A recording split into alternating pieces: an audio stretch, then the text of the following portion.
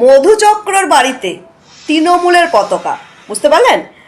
যেই বাড়িতে মধুচক্র চলে সেই বাড়িতে কিনা তৃণমূলের পতাকা, এবং সেটা একদম মিটিংয়ে দাঁড়িয়ে, সভায় দাঁড়িয়ে সমস্ত মানুষ তার রেসপন্স করছে এবং বক্তৃতা দিচ্ছে শতরূপ ঘোষ, বুঝতে পারলেন?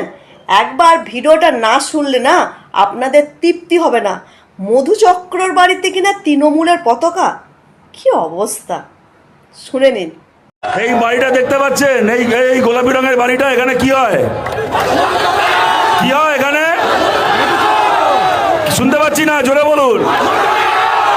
মধুচক্র চলে তো এই গোলাপি রঙের বাড়িটায়? হ্যাঁ, এই বাড়িটার মালিক কে? হ্যাঁ, কার মধুচক্র চলে এখানে? এখানকার এমএলএ আলিফা আহমেদ বাপ ছিল একখানা চোর, ওয়াকফের সম্পত্তি গোটা নদিয়া জেলা চুরি করেছিল, আর এখন মধুচক্র চালাচ্ছে। আর এই মধুচক্রের মাথায় পতাকা উঠছে দেখুন, মধুচক্রের মাথায় পতাকা উঠছে দেখুন, ঘাসফুল তৃণমূলের পতাকা।